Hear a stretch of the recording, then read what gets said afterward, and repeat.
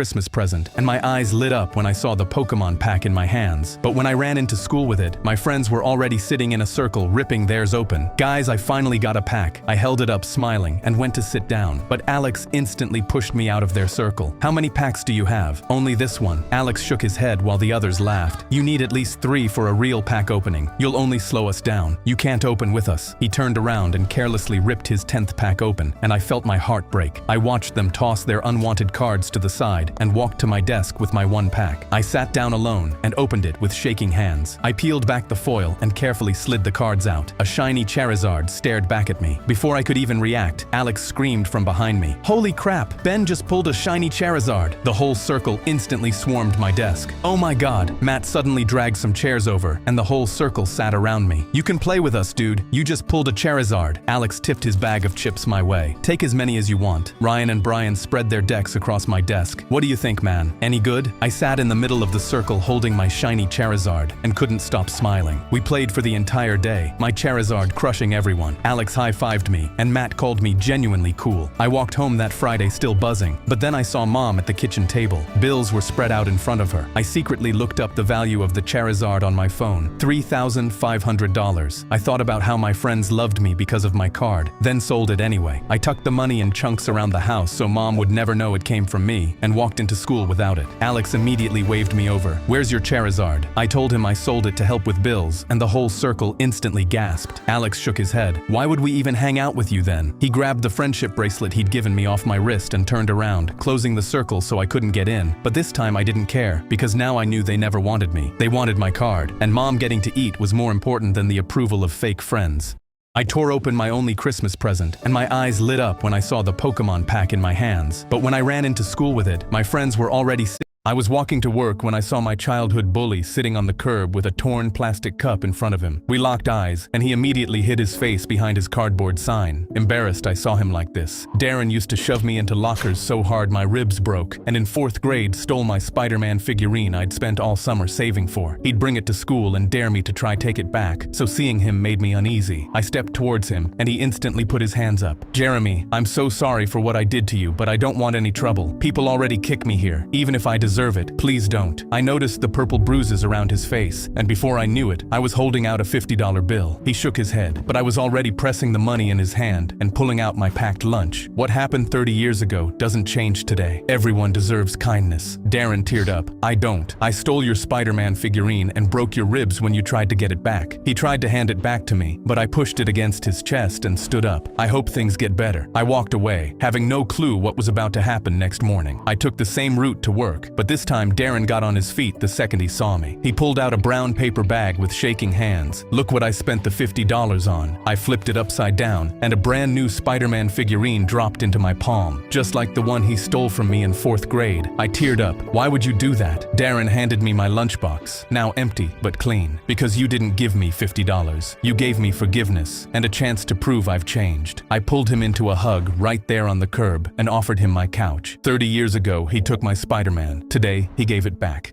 I went to my community pool and saw my lifeguard Crush talking to another guy. My heart was crushed because I'd been crushing on her all summer and never said a word, but I needed to get her attention to ask her out, so I came up with a plan. I'd fake drown so she could save me. Without thinking, I jumped into the pool and flailed my hands in the air. I was splashing and yelling "help" with the biggest smile on my face, waiting for her to look. She didn't. I splashed harder. "Help! I'm drowning!" I looked over and saw she was laughing with that guy and touching his shoulder. I tried to stand up because my plan wasn't working, but I felt my heart drop. My feet couldn't touch the bottom, and I saw the sign that said 10 feet deep. I accidentally jumped into the deep end, and I actually can't swim. My heart was beating faster. I started kicking, but my body kept sinking. Water went into my mouth, and I started choking. I wasn't faking anymore. I was actually drowning. I screamed for real this time, but the kids around me were laughing, thinking I was playing around. I looked at the lifeguard chair. She still wasn't looking. My head went under. I kicked back up, gasping. I was going to die because I was too pussycat to actually talk to her. Everything started going black. Then I felt a hand grab my arm and pull me up. I was on the concrete. She was doing CPR. Then I heard her voice. "Can you hear me? Look at me. Stay with me now." I opened my eyes and smiled. Her face was inches from mine. She was looking into my eyes. This was the moment I'd been waiting for all summer. I was about to ask her for her number, but I felt my stomach turn. I knew that wasn't good, but I couldn't hold it in. I threw up an entire pool's worth of water directly onto her face. She screamed and jumped back. I was so embarrassed. Then the guy she was talking to looked down at me and said, "While you were drowning, I got her number."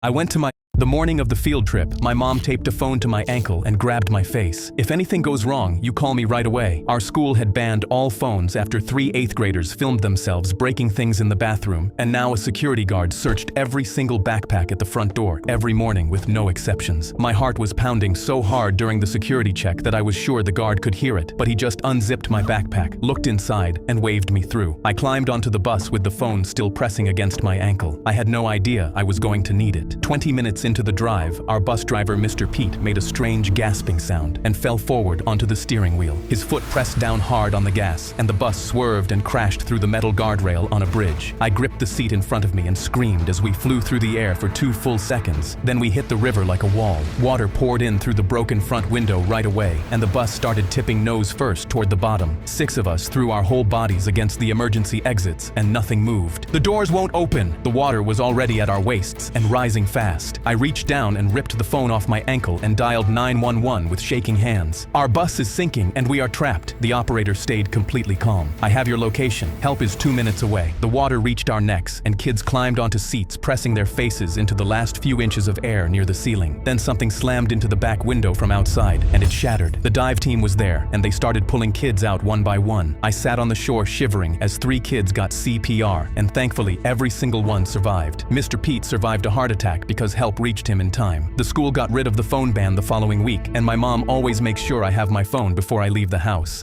The morning of the field trip, my brother Theo sprinted to me after PE, signing frantically. "My teacher stole my hearing aid because she thought it was an earbud. Will you help me get it back?" I pulled the duct tape and rope from Theo's bag before I could reply, and he pointed to the vent behind us. I grinned because this was going to be some epic brother lore. I climbed into the vent without even asking for the plan and crawled through it. We reached the gap above the staff room, where I saw Theo's hearing aid in the confiscated contraband box on the table. I went to speak, but Theo shushed me and pointed his finger. Juan was pouring coffee, the school's blind receptionist who once heard a kid vaping 2 doors away. Any noise, and we were dead. I removed the ceiling tile with my hands trembling on the metal edges, and Theo tied the rope around my waist. He grabbed it and braced. Then he began lowering me. Sweat dripped down my forehead as I descended, seeing Juan stir his coffee, his spoon clinking against the ceramic. He was staring right at me. I reached the box, and my eyes lit up as I reached my hand out towards my brother's hearing aid. But then I heard Theo straining above. My heart dropped as Juan instantly put down his cup. "Who's there?" His feet shuffled towards me while I hung mid-air like a defenseless turkey. Me and Theo panicked and he started lifting me, but it was too late. Juan's fingers touched the rope, then my hair, and my cheeks went red with embarrassment. I saw his mouth drop in horror and braced myself expecting a freak out, but his face softened. "I know you," he smiled. "You're that ginger kid with curly hair with the deaf brother." He felt the box underneath me, and his hands found Theo's hearing aid. I heard his teacher took this from him earlier. "I know what it's like to lose a sense. I wouldn't wish it on anyone." He pressed the hearing aid into my trembling hand. "Trying to pull a Mission Impossible stunt to get what your brother needs is admirable. Theo's lucky to have you." He walked back to his coffee like nothing happened, and Theo immediately hauled me back up. I placed the hearing aid in his ear, and we crawled back. Now every time we see Juan, we tap his ear. He taps his glasses back at us, because what happened is our secret. I was sitting on the front porch covered in blood when 3 cop cars boxed me in. A cop pointed his gun at me and told me I was under arrest for murder. I said, "I know, I'm the one who called it in." He froze. They cuffed me and shoved me into the back of a squad car. As we drove away, I looked back at my stepfather's house through the rear window. The same house where my mom died 8 years ago. Everyone called it an accident, but I was there that night. I was 10 years old when I watched him walk away from her body at the bottom of the stairs. They dragged me into a cold room with a metal table and a one-way mirror. The detective slammed a photo down. The dead man on the floor. You're covered in his blood, and you called it in yourself. This is the easiest case I've had in 20 years. I slid 2 phones across the table. That dead man helped my stepfather kill my mom 8 years ago. Last week, he told my stepfather he couldn't handle the guilt anymore and was going to confess everything to the police. So tonight, my stepfather went back to shut him up for good. The detective's laugh died. I put a tracker on my stepfather's car 2 years ago and followed him tonight. I heard the gunshot, went inside and checked for a pulse, and that's whose blood this is. Then I called 911. I tapped the second phone. A red dot crawled across the screen. Right now, he's at the pier, about to drop the murder weapon in the river. You have 5 minutes before that gun hits the water and he walks free. He stared at me like I was crazy. You expect me to believe some kid in a bloody shirt? You don't have to believe me. You just have to move. The dot inched closer to the edge. He snatched both phones and bolted. 40 minutes crawled by. Then the door burst open and 2 cops hauled my stepfather in dripping wet. Water poured off his hair onto the table. He saw my face and stopped breathing. I leaned forward. 8 years, and you never saw me coming. They dragged him out screaming. The detective came back with no cuffs in his hands, just a nod. I pulled him out of the water and the gun was still in his hand. I walked out the front door and drove straight to my mom's grave, sat in the grass beside her stone and brushed a leaf off her name. He got life, Mom. I spent 8 years making sure he would. I was sitting on the front porch covered in blood when 3 cop cars boxed